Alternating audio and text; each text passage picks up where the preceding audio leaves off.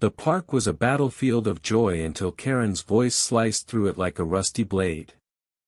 "You kids are a menace," she shrieked, her phone already dialing 911, reporting dangerous kites as if they were low-flying drones. The children, barely 10, froze mid-laughter, their colorful kites dancing above the emerald field. This wasn't just a sunny afternoon in Willow Creek Park, it was the spark of a war no one saw coming, least of all the kids who just wanted their kites to soar. Lila and Sam, siblings with dirt-streaked cheeks and boundless dreams, had spent weeks building those kites. Lila's was a crimson dragon, its tail rippling like fire. Sam's was a sapphire eagle, gliding with quiet pride. Their single mom, Maria, worked double shifts at the diner, so these park days were their escape, their slice of freedom. They'd run through the grass, laughing as their kites climbed higher, unaware of Karen watching from her usual bench, her eyes narrowing with every loop and dive of their creations. Karen was no stranger to Willow Creek. The locals knew her as the self-appointed park warden, always armed with a thermos of coffee and a list of grievances. She'd complain about dogs off leashes, picnics too loud, even leaves falling where they shouldn't. But today, her target was the kites. To her, they weren't symbols of childhood wonder, they were hazards, liabilities, a violation of her meticulously curated sense of order.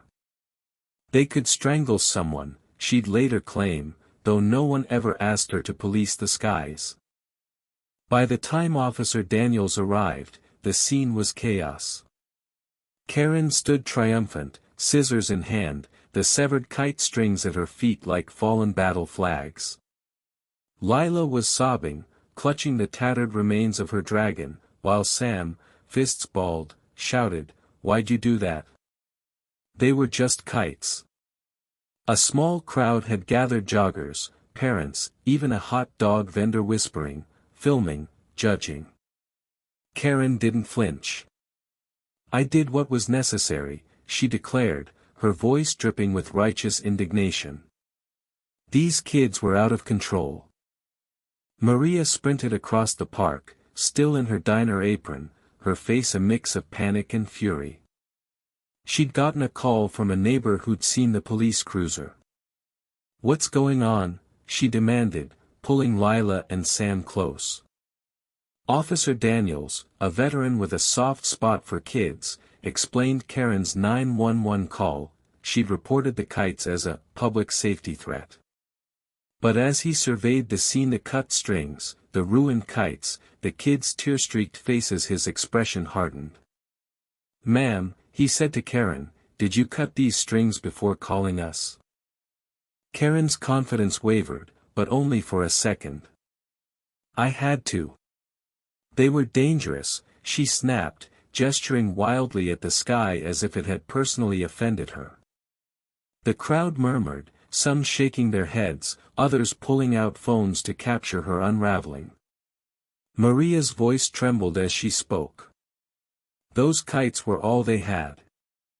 I saved for weeks to buy the materials. You had no right." Her words hung heavy, a mother's pain cutting deeper than any scissors. Daniels crouched to Lila's level, his voice gentle. "Tell me what happened, sweetheart." Lila, still clutching her kite, hiccuped through her story, how they'd been flying their kites, how Karen had marched over, yelling about rules they'd never heard of, how she'd grabbed the strings and snipped them before they could stop her. Sam chimed in, his voice cracking with anger. "She said we were breaking the law, but we weren't. We just wanted to play." The officer stood, his jaw tight. He turned to Karen. "Ma'am, you can't take matters into your own hands like that. You destroyed their property." Karen's face flushed red. "Property? They're just kites. I was protecting the park." But Daniels wasn't having it. He pulled out his notepad, scribbling as he spoke. "Vandalism and destruction of property carry fines.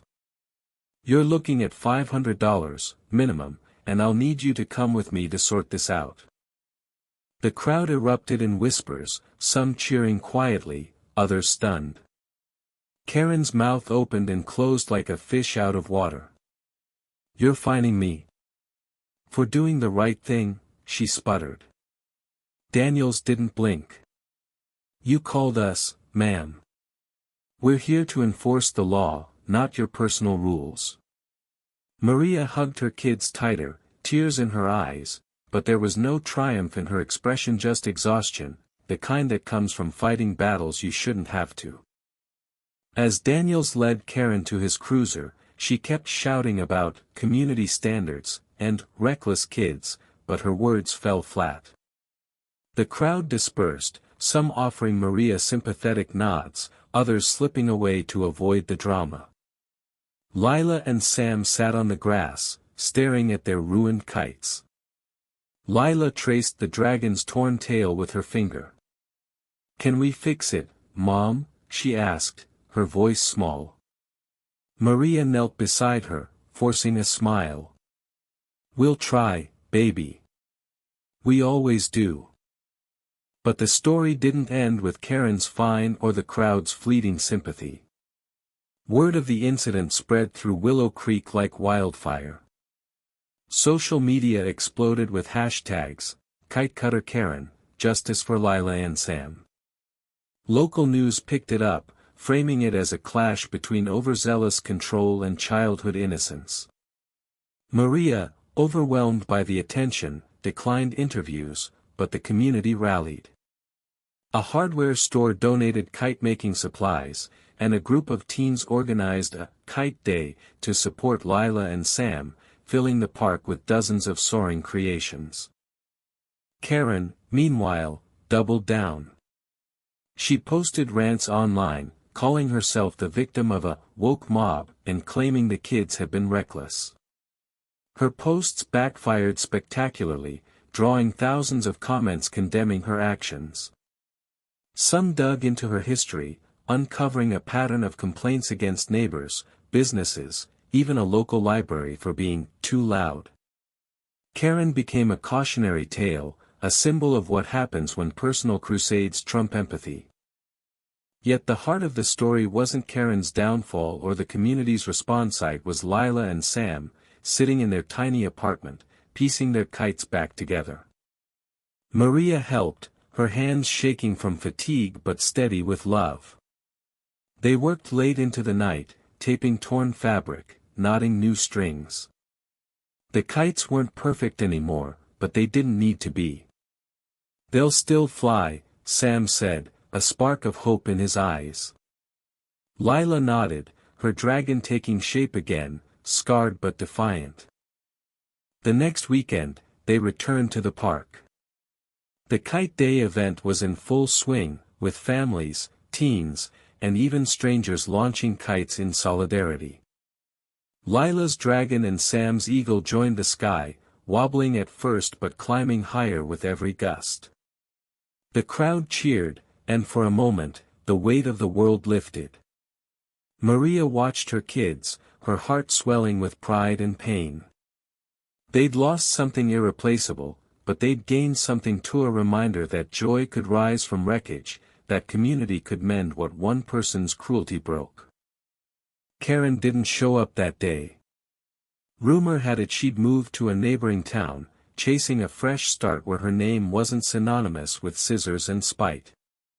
The fine had stung, but the real punishment was her isolation, self-inflicted and absolute. She'd cut more than kite strings, severed her place in a community that valued connection over control. As the sun set, painting the sky in hues of orange and pink, Lila looked up at her dragon, soaring despite its scars. "It's still beautiful," she whispered. Sam nodded, his eagle catching the wind. They didn't talk about Karen or the fine or the viral posts. They just flew their kites, reclaiming the sky one string at a time. The story of Willow Creek's kite war asks us to look inward. Was Karen's punishment enough, or did her actions reflect a deeper flaw in how we judge each other? Share your thoughts. What does justice mean when personal rules clash with collective joy?